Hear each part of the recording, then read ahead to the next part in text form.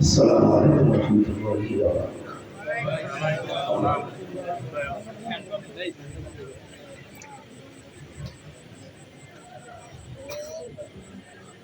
দাঁড়িয়ে আছে বসা যায় ভাই? বসে পরিবেশটা ঠিক করে বসে, যারা দাঁড়িয়ে আছে বসে।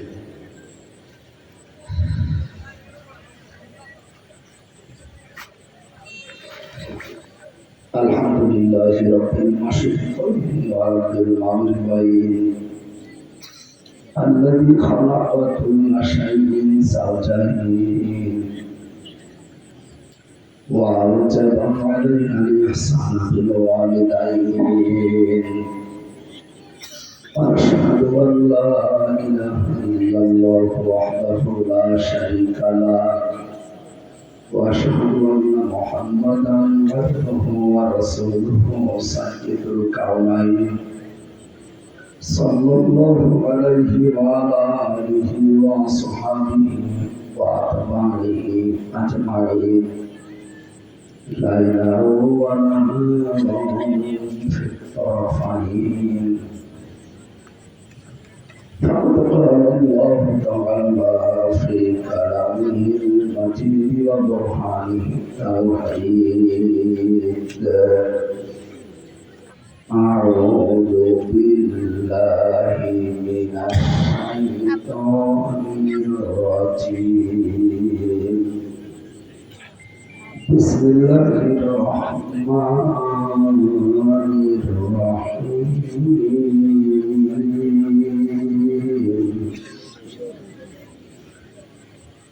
ولا يسأل حميم حميما يبصرونه يود المجرم لو يفتدي من عذاب يومئذ ببعيد. صدق الله العظيم. عن أبي هريرة رضي الله تعالى عنه قال: قال النبي صلى الله عليه وسلم: المسلم أخو المسلم. إلى آخر الحديث. رواه ابن ماجه. وقال تعالى في شأن رسوله: وما زادهم إلا إيمانا وتسليما. اللهم صل على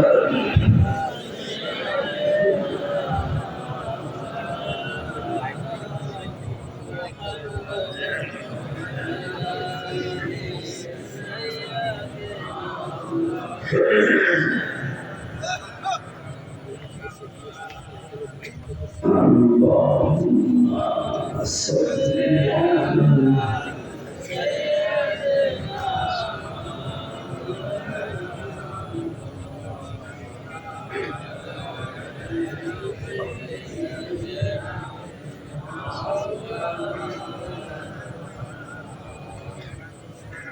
আলহামদুলিল্লাহ।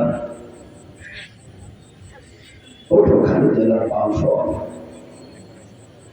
দারুল মুর্শিদ জয়খালী পীর সাহেবের আগমন উপলক্ষে মহাবিশ্ব আমাদের মালিকের মুখের বাণী প্রাণকারী এ পবিত্র অনুষ্ঠানের সম্মানিত সভাপতি জনাব খলিলুর রহমান, প্রধান অতিথি, এতক্ষণ যিনি কথা বলছিলেন শ্রদ্ধাভাজন ব্যক্তিত্ব আমাদের রাসূল হাফেজ শাহ সূফী শামসুল আরিফিন সিদ্দিকী আল কুরাইশি জয়পুর ভারত। আতাল্লাহু বিহি ওয়া বারাকাল্লাহু ফি হায়াতিহি আমিন। আলোচনা রেখেছেন যারা মাওলানা ইনামুল হক, যারা মাওলানা নুরুদ্দিন, সার্বিক ব্যবস্থাপনা আছেন যারা মিজানুর রহমান লিথা, আয়োজনে আছেন জিয়াউদ্দিন মাহমুদ সহ সদস্য, বিশেষ অতিথি জনাব আলহাজ মোহাম্মদ শরুফ খান, জানাটা যারা মাহমুদ শাহ জাহান সিরাজ, যারা মোশাররফ হোসেন, যারা ফসলুদ্দিন আলহাজ আবু হেনা আখতারুল্লাহ, আখতারুল কবির সজল ভাষা অন্যান্য থানা সম্মানিত ব্যক্তিবর্গ, সর্বশেষ মুসলমান ভাইরা, পর্দার সম্মানিত মা এবং বোনেরা, প্রশাসনের ভাইরা, প্রাণপ্রিয় বাফরবাসী, জাতি বর্ণ ধর্ম নির্বিশেষে কোরআনের অনুষ্ঠান দ্বারা এসেছি, খুশি হয়ে বলছি আলহামদুলিল্লাহ।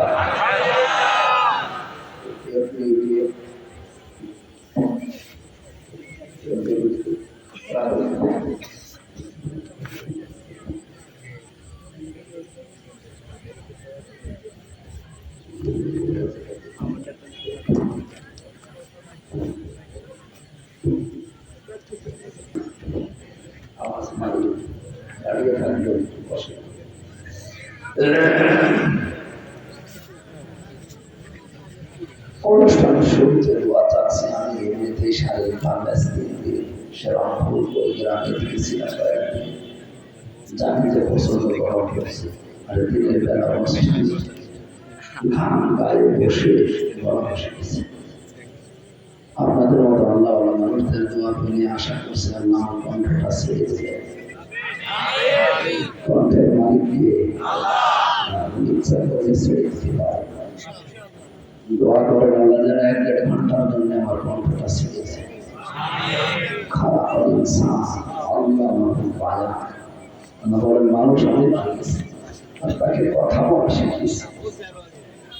এই যে কথা বলা এটা কিন্তু মানুষ ছাড়া পৃথিবীতে আর কেউ না। বিজ্ঞান এখন প্রমাণ করছে মানুষের একটি কথা এখান থেকে তৈরি হয়ে বের হতে 27টা স্তর পার হওয়া লাগে।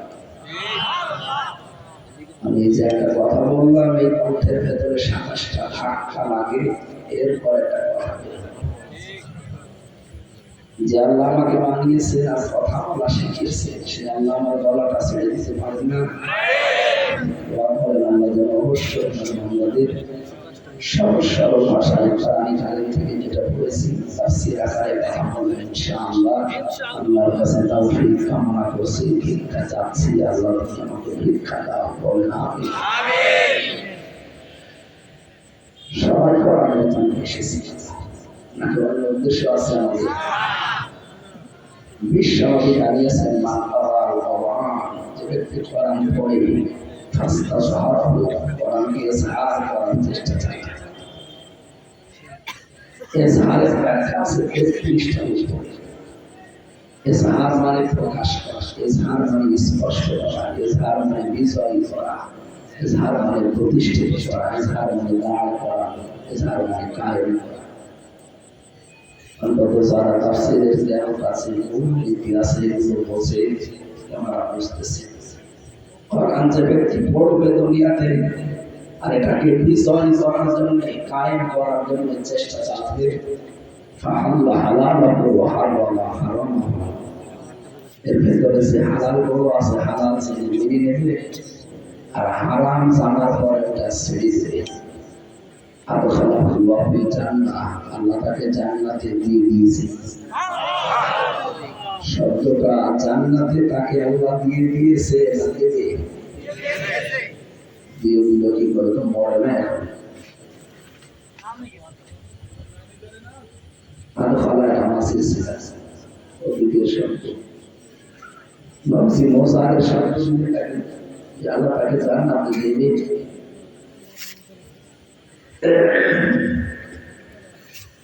তার মানে নবীজি বোঝাতে চেয়েছেন কেউ যদি কোরআন পড়ে সত্যি না কোরআনকে কায়েম করা বিজয় করার জন্য সত্যি চেষ্টা চালায়, আর কোরআন যখন কায়েম হয়ে যাবে বিজয় অবস্থায় থাকবে, এর হালালকে হালাল মানা তখন তার জন্য সহজ হবে, হারামকে হারাম মানা তার জন্য সহজ হবে।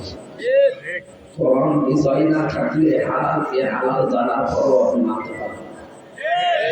এরকম জায়গা পৃথিবীতে নেই আছে, মানে এই দেশে হালাল জানার পরও আমরা মানতে পারছি না, কারণ কোরআন এদেশে বিজয়, হারাম জানার পরও ছেড়ে দিতে পারছি না।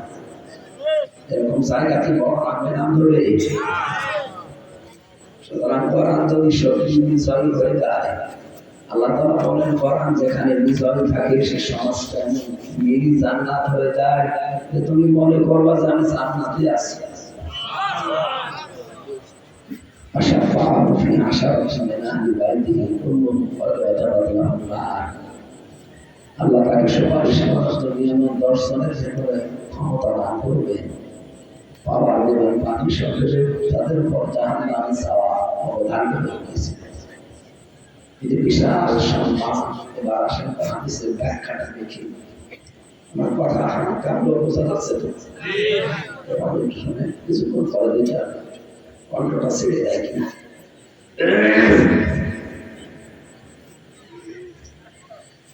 আমার ভাইরা, বিশ্বনবী এখানে কোরআনে কারীম পড়ার কথা জানাতে গিয়ে চারটা বিষয় বলেছে। যে ব্যক্তি কোরআন পড়তে চায় সে যেন চারটা বিষয় লক্ষ্য করে। কয়টা? বরিশাল বিভাগের মানুষের আমরা জানি এটা মাসিক শিক্ষিত মানুষ হয়েছে এই বিভাগে বাস করে। যত ঝামেলা আমাদের লাগে সারা বাংলাদেশের ময়মনসিংহ বিভাগে আর রংপুরে ওই সমস্ত বিভাগগুলোতে গেলে গাড়িতে হরেন দিয়ে যে একটা সাইজ দেয়, গাড়িতে হরেন দেবে দেখবে যে হরেন দিচ্ছে কি। বরিশালের মানুষের কন্যা সচেতনরা ভাঙ্গা ভাঙ্গা কণ্ঠে হলে কথাগুলো শোনার চেষ্টা করে, আমরা যেন আমল করতে পারি। কোরআন পড়া এই শব্দের ভিতরে শব্দ কয়টা? সবাই বলেন। এখন একটা ক্লাস চলছে, এই ক্লাসে সবাই এক নম্বরে কেউ যদি কোরআন পড়তে যায় সেটা শুদ্ধ করে পড়ে। কি করে? কোরআনে কারীম শুদ্ধ করে পড়ার জন্য যে 12টা কায়দা জানা লাগে, এই কয়েকজন ছাড়া আমার মনে হয় 198 জন জানে। আপনি ঠিক বলছেন, আপনাদের নাতি ছেলের বয়সে এটা দাঁড় করিয়ে দেন শুদ্ধ করে সূরা ফাতিহা পড়তে পারবে। এখানে 40 বছর নামাজ পড়ে সূরা ফাতিহা 7 আয়াত শুদ্ধ করে পড়তে পারে না, এরকম মানুষ নেই? আছে। কোরআন পড়া হয়নি। আজকে থেকে সিদ্ধান্ত নিন, যতদিন আজরাইল না সে শুদ্ধ করে আল্লাহর কালাম না পড়ে আমি মরবো না। এই এটা নেওয়া যাবে না। করেন আপনার বিবেকের উপরে ছেড়ে দিলাম, বললে তো শুনবেন না, এই জন্য বলছি। আমি বলবো আর আপনি শুনে নিয়ে নেবেন, এরকম মানুষ দেশে নেই না। খুব কম। 50 বছর একটা লোক চিবিয়ে গেল কোরআনের পক্ষে, কয়জন মানুষ মেরেছে তার কথা। এই বিভাগে তার বাড়ি।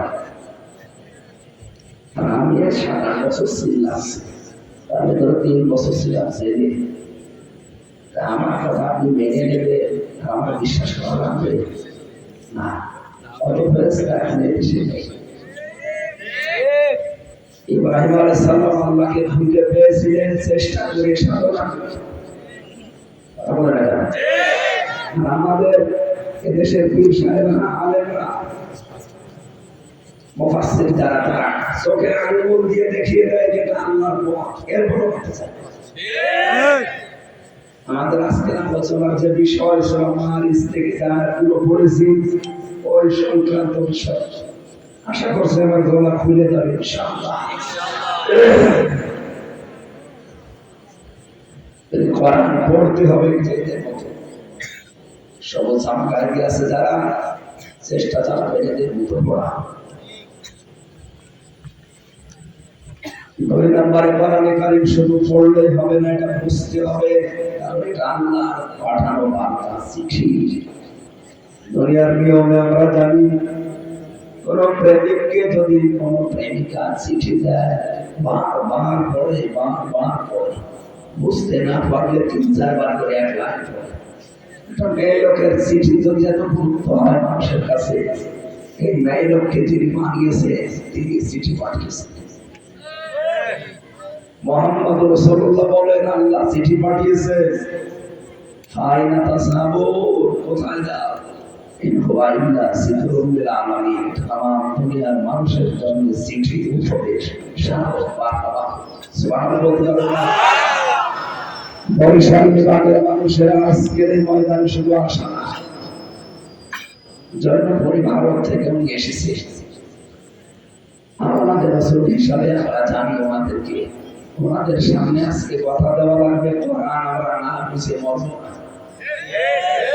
কোরআনে কারিম যদি সত্যি আপনি বুঝতে পারেন, আপনার জীবন থেকে শিরক আর বেদাত কেমনি দূর হবে। আমি গত কয়েকদিন আগে ডক্টর এনায়েতুল্লাহ বাসির ওনার দরবারে গিয়েছিলাম দেখা করার জন্য। বাইরে থেকে করার কথা অনেক শুনেছি, না একটা ভালো মানুষ, এলেম আছে, আমাকে অনেকগুলো উপদেশ দিয়েছি কোরআন দিয়ে, হাদিস দিয়ে, এলেমও আছে, হেলেমও আছে। আল্লাহ রাব্বুল আলামিন ডক্টর এনায়েতুল্লাহ বাসির সাথে আফগানি পীর দেশে যারা আল্লাহ দিয়ে প্রসারে আইনি শিরিক আর বেদাত থেকে মুক্ত করার জন্য সাথীকে চেষ্টা চালিয়ে যাচ্ছে, তাদের হায়াতের কাছে মাসিয়াতে করিয়া না। আর 4-5 দিন পরে বরিশাল বিভাগে চরমনায়ের সৈয়দ বাদল পীর সাহেব, সৈয়দ রেজাউল করিম সাহেব যাবেন তাদের কুষ্টিয়ায়। আমাকে সময় দেওয়ার জন্য জানিয়েছি, আমি কথা বলবো তার সাথে ইনশাআল্লাহ। দোয়া চাবো হুজুরের কাছে। মামুন ভাই কয়েকদিন আগে সিল থেকে বের হয়েছে, ওনার সাথে 3টা বছর এক জায়গায় ছিলাম। আল্লাহ মামুন হক বের হওয়ার পরে যে ঘোষণা দিয়েছে শোনা গেছে না? ইসলামী দল, ইসলামপন্থী যারা আছে, ভেতরে থেকে আমরা অনেক কিছু জেনেছি, বুঝেছি। এই 3টা বছর জেনেছি বাস্তবতায় ইসলামপন্থী মানুষগুলো যদি আমরা এখনো এক হতে না পারি, ঐক্য না হয়, ছোটখাটো বিষয় নিয়ে বিভেদ তৈরি করি, কিয়ামতের আগে দেশে ইসলাম কোরআন এছাড়া হবে না, কায়েম হবে না। এই জন্য ওনার বের হওয়ার ফলের কথা ছিল এটা। জেল গেট থেকে আমাকে ভিডিও কল দিয়েছিল, দেখা রক্ষের নাম্বার। যখন বের হয় তখন কথা বললাম। এরপরে দেখে উনি এটা জানিয়েছে যে ইসলামপন্থী যারা আছে দেশে অন্তত টুপি মাথায় দাও, তারা এই বিচ্ছিন্ন থাকবে না, সব এক হোক। এখনো ভিতরের অবস্থা চা দেখলাম, এদেশে যদি এখন আমরা ইসলামপন্থীরা এক হতে না পারি, আজকে আমরা সেভাবে আসি এই ভালো বছর আপনি থাকতে পারবেন না। আজকে 10 জন মাওলানা মৌলবী টুপি মাথায় দেওয়া মানুষ আপনার বাড়িতে যদি থাকে, ওদিকে 4-5 জন থানায় কল দিয়ে দেয়, গোপন বৈঠক করছে। কিরকম জায়গা আছে আপনি পাচ্ছেন? 3টা মানুষ এক জায়গায় বসবে, নিরাপদ আছে। এদিকে আগে চলে যাবে ইব্রাহিম মিকাইলের কাছে। নবী ছিল জামানা 1000 বছর আগে, দেখি না, শুনেছি আর ইতিহাসে পড়েছি হাদিসের পাতায়। আমার তো মনে হচ্ছে ওই সময় হযরত বেলালকে ওরা যা করেছে, সামনে ওইরকম সময় আমাদের মতো বেলালদের উপর আসতেছে। এই জন্য আল্লাহ মামুন হক তার এই কথাকে আমরা গুরুত্ব দেই। যেহেতু বাস্তবতা বুঝেছেন, ভেতরে 3টা বছর আমরা যেন অনুধাবন করে এই জাতি যারা আছে বোঝার চেষ্টা চালায়, মেনে নেওয়ার জন্য সংকল্প উপলব্ধ হওয়ার চেষ্টা চালায়। আল্লাহ তাও ঠিক কিনা। কোরআন পড়ার ব্যাপারে আমি কথা বলছিলাম, আপনি সত্য করে পড়বেন এবং বুঝবেন। এটা কোরআন যারা বোঝে তাদের কাছে শিরিক আর বেদাত থাকে না। যদি বলেন তাহলে ব্রাহ্মণ বাড়িয়া জেলা যারা এগুলো করে, শিরিক বেদাত তো ওই জেলায় বেশি।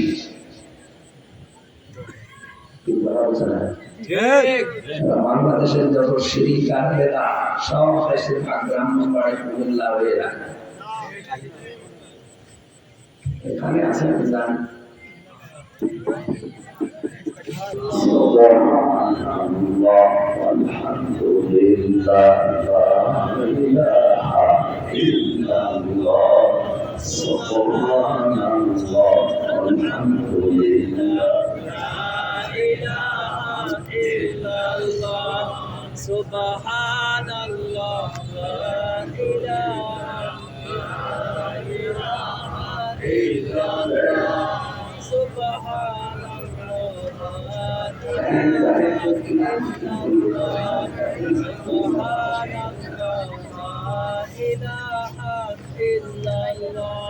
না দাঁড়িয়ে জিজ্ঞেস বসে সুবহানাল্লাহ আলহামদুলিল্লাহ লা ইলাহা ইল্লাল্লাহ লা ইলাহা ইল্লাল্লাহ মুহাম্মাদুর রাসূলুল্লাহ। আমার ভাইরা কোরআনে কারিম তাহলে আজকে থেকে এই চেষ্টা চালাবেন আল্লাহ এটা আমাকে আমি বুঝতে চাই যে কোনো মূল্যে আমি বসবো এটা। 3 নাম্বার এটা প্রচার করতে হবে,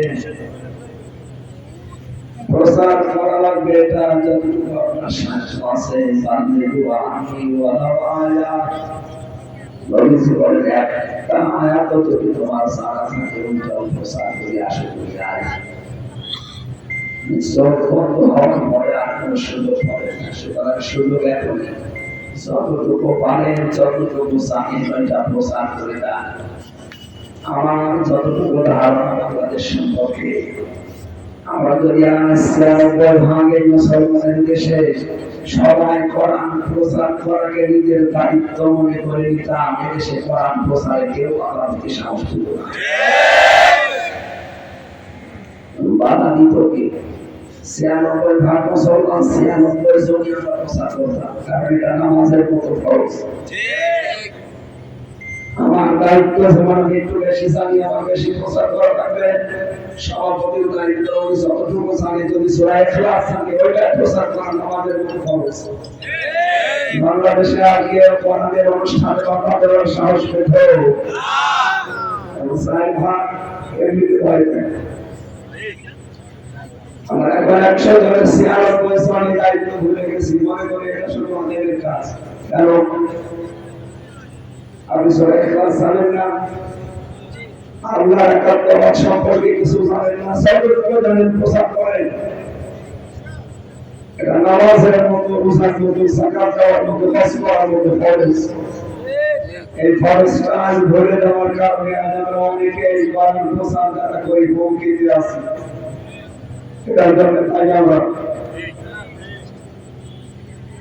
৪ নাম্বার শুধু পড়লে হবে না, বুঝলে হবে না, প্রচার করলে হবে না। যতটুকু জানি এটা যেন মানুষ মানে সেই ব্যবস্থা করতে হবে। এটা আমাদের জননী শেখ হাসিনা থেকে শুরু করে ইউনিয়ন পরিষদের মেম্বার যিনি আছে, এই সরকার সন্তান সহ বাংলার ১১ কোটি মানুষ যদি ফরজ মনে করে নবীর এই কথাকে মেনে নিত, আল্লাহর কসমে বাংলাদেশ একটা মিনি জান্নাত হইল। জান্নাত বানাতে আমরা কোরআন দিয়েছি। কোরআনের সমস্যা আমরা দেখি না। সৌদি আরবে ছিলাম আমি কিছুদিন আগে, এসেছিল ওখানে ১০০ ভাগ ইসলাম নেই, ৭০ ভাগ আছে, বাকি ২ ভাগ অমত চলত। এই ৭০ ভাগের কয়েকটা কোরআনে কারিমের নিয়ম নীতি ওই দেশে চালু করা আসে রাষ্ট্রীয়ভাবে। যাকাতটা রাষ্ট্রীয়ভাবে করে, নামাজটাও ভালো এখন আর কি, পর্দাটা এখন আমি ভুলে গিয়েছি। কয়েকটা বিধান ইসলামে থাকার কারণে মক্কা মদিনাতে যে শান্তি আমি এই কয়েকদিনে পেয়েছি, ১৭ দিন ছিলাম। কোরআন যদি গায়ে থাকতো বলে পৃথিবী একটা জান্নাত হয়ে যেত না? ৫৩ বছর স্বাধীন হয়েছে দেশটা, বিভিন্ন মানুষ বিভিন্ন নিয়ম নীতি আইন কানুন দিয়ে চালিয়েছে, শান্তি আমরা কাঙ্ক্ষিত মনে পেয়েছি। এখন একটা জিনিস দেখতে বাকি আছে, কোরআন শরীফ দিয়ে বাংলাদেশ চলবে কেমন দেখা যায়। এরা যদি স্মৃতি মনে করে মন খারাপ করে, ওর সঙ্গে সঙ্গে কাফের হয়ে যাবে। এখন কোরআন দিয়ে রাষ্ট্র চালাতে হবে, নির্দেশটা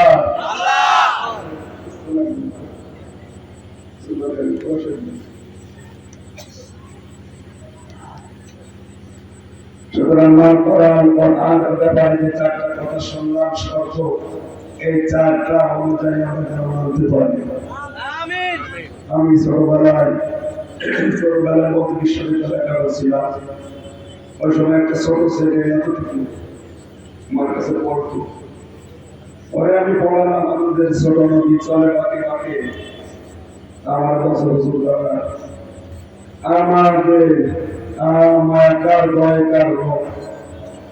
আমাদের লিখতে চারটা অক্ষর লাগে কেন বলেন, তারপরে ছোট নদী চলে বাঁকে বাঁকে বলবো। আমি তো নিজে হাসতেছি, বলে 6 বছর 6-7 বছর বলে এতটুকু বাচ্চা যদি আমাদের ছোট নদী এইটা পড়ার আগে বলেছে না আমি পড়বো না, আগে বলেন যে চারটা অক্ষর লাগে কেন, আমি এটা বলি তারপরে পড়ার সামনে যাবো। আফসোস হয়েছিল বাংলাদেশের মানুষগুলো যদি কোরআনের ব্যাপারে কথা বলতে পারত। আলহামদুলিল্লাহ রাব্বিল আলামিন, আলহামদুলিল্লাহ, হামদের আগে আলিফ লাম কেন, এটা যতক্ষণ না জানবো পরে আলহামদুলিল্লাহি রাব্বিল আলামিন আমি জানবো না। আমার মনে হয় দেশের প্রত্যেকটি মানুষ আলেম হয়ে যাবে। তারপরে বরিশাল বিভাগে অনেকে গিয়ে আপনারা কোরআনের ব্যাপারে বরিশাল চট্টগ্রাম বাংলাদেশের অন্যান্য বিভাগের চাইতে বরিশাল চট্টগ্রামের মানুষেরা অনেকে এগিয়ে আছে। আল্লাহ তাদেরকে কোরআন কারিমে হযরত ওমরের মতো বানিয়ে দেন। আমিন। কোরআনকে সাহায্য করার জন্য চেষ্টা চালাবেন মরণ পর্যন্ত। কোরআন যদি বিজয় হয়ে যায় তাহলে এই দেশে বসবাস করার পর আপনি যদিও গুনাহগার হয়ে থাকেন, ঈমান নিয়ে মারা যেতে পারবেন। ঠিক, মানে কথা বোঝেন। কোরআন যদি কোনো জায়গায় প্রতিষ্ঠিত থাকে, বিজয় থাকে, কায়েম থাকে, ওই দেশের মানুষ যদি গুনাহ করে, কোরআন যদি মানুষ করবে, তারপরে কোরআনে কায়েম বিজয় থাকার কারণে একটা মরণের আগে ঈমান নসিব হয়ে পড়ছে। কোরআনের ইসলামে আমাদের খলিফাতুল মুসলিমিন হযরত ওমর রাষ্ট্রের দায়িত্ব পালন করে বাড়িতে এসে দেখলেন বারান্দায় একটা 12 টুকরা করা লাশ, মাসুম বাচ্চা। তিনি বললেন আমার দেশ কোরআন দিয়ে চলে, আর এই জায়গায় আমার বাড়ির বারান্দায়, ঘরের বারান্দায় 12 টুকরা একটা মাসুম বাচ্চার লাশ, কে করেছে কাজ? তদন্ত কমিটি গঠন করলেন। 3 দিনের ভেতরে কোনো রিপোর্ট পায় কিনা, না কোনো রিপোর্ট আসে, তার খাওয়া দাওয়া ঘুম বন্ধ হয়ে গেছে। কারণ সে যত বড় দায়িত্বে থাকে তার মাথার উপরে তত বড় চিন্তা। আমি আমার জান্নাতুল মাওলা ফারিহা জান্নাত আমার ম্যাডামকে নিয়ে কিয়ামতে আল্লাহর দরবারে উঠতে পারবো। এই 3 জনের ব্যাপারে আল্লাহকে জিজ্ঞাসা করবেন, এরপরে বাকি জীবনের হিসাব জিজ্ঞাসা হবে।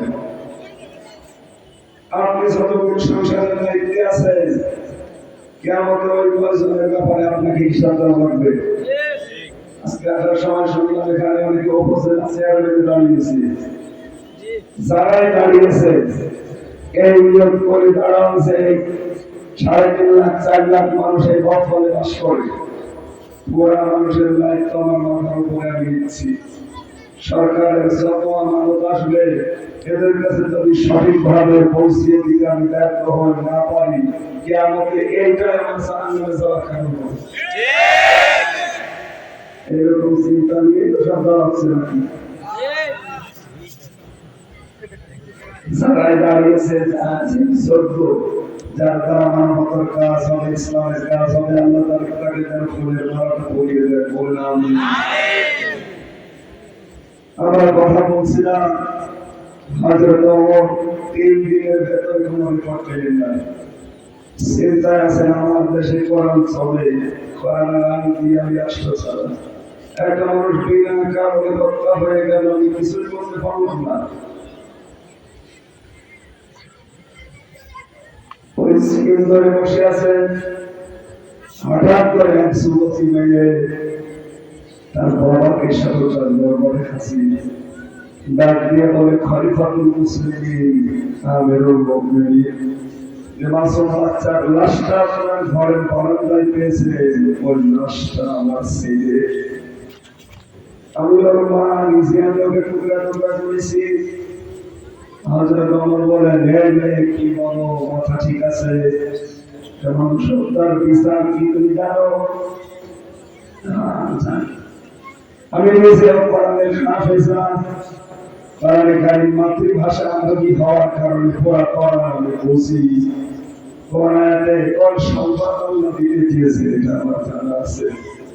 মানুষ হত্যা করলে কি তার রায় হবে, শাস্তি হবে, এটা আমি জানি, কিন্তু আমি কেন করেছি এই কথাটা আপনার শোনা লাগে।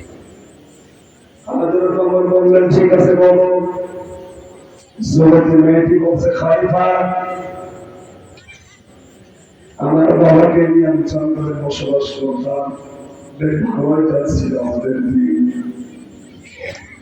তিনজন যুবক ওই জঙ্গলে এসেছিল শিকার করার জন্য। আমার রূপ যৌবন লাবণ্য দেখে তারা আসক্ত হয়ে আমার বাবাকে গাছের সাথে বেঁধে রেখে বাবার সামনে আমাকে ধর্ষণ করে আমার সন্তান নষ্ট করে ফেলে। আমি গর্ভবতী হয়ে গেছি। সন্তানটা পেটে আসার পরে চিন্তা করলাম, এর তো কোনো দোষ নেই, ঈশ্বর, কিন্তু এর বাবা তো ঠিক নেই। কি ঠিক নেই? বলেন বলেন, এর বাবা কয়জন? এক বাবা জন্ম দিয়ে ঠিক ঠিক কয়জন জন্ম দিয়েছে? আমি কোরআনে কারীম যেহেতু জানি, কোরআন আমাকে ডাক দিয়ে বলতেছে,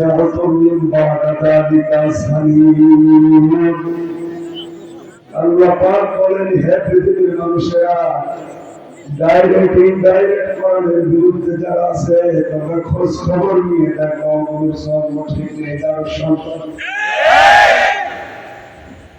আমার পেটে জন্ম নিয়ে কোরআনের বিরুদ্ধে মিছিল করবে, সরকার দেবে, অবস্থান দেবে, আমি মা হয়ে ওটা দেখবো না, ওরে আমি বড় হতে দেবো, আমি এক্ষুনি না, ওরে আমি কেটে ফেলছি। কাজটা ঠিক করেছে না ভুল?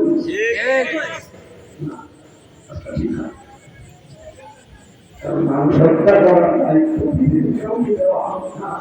কাজ নিচ্ছে কিয়ামতের মধ্যে তাকে মা হিসাবে করার চেষ্টা করবে, বাকিগুলো তার দায়িত্ব। হযরত ওমর বললেন, ঠিক আছে, মানুষ হত্যা করে ফেলেছে। কোরআনে কারীমের সূরা বাকারার 175 নম্বর আয়াত অনুযায়ী তিনি রায় দিলেন, কুতিবা আলাইকুমুল কিসাসু ফিল কাতলা, যদি মানুষকে হত্যা করে হত্যার বদলে তাকে কি করা লাগবে? বাংলাদেশে আইনটা যদি সংসদে জারি থাকতো, এদেশের বিচার বহির্ভূত কোনো হত্যা এদেশে হতো। বঙ্গবন্ধুর হত্যার বিচার আমরা 53 বছর আগে পেয়ে যেতাম।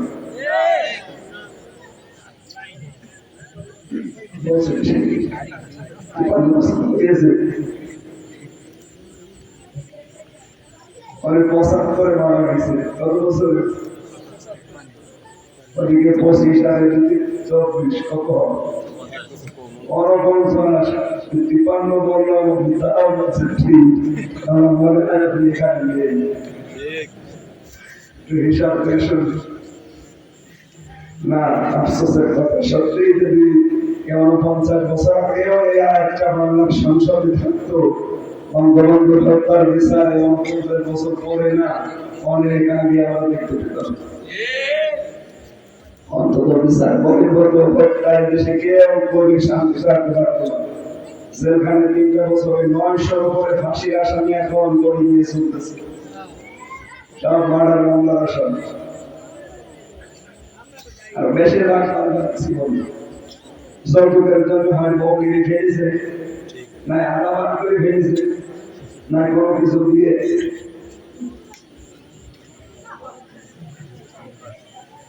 পারিবারিক জীবনের কলহ নিয়ে বেশি মানুষ ফাঁসির আসামি দেখলাম, অধিকাংশ 900-র উপরে ছিল শুধু ফাঁসি, তার মানে 800 এটা। ওখানে বসে বসে শুনিয়েছিলাম যে পারিবারিক জীবনের সমস্যা এই সমাধান করা যায় কি করে। এখন সেই সল্লাদের দায়িত্বে আছে, লোকটার নাম ইলিয়াস। শাহজাহান সল্লাদ বের হয়ে চলে এসেছে।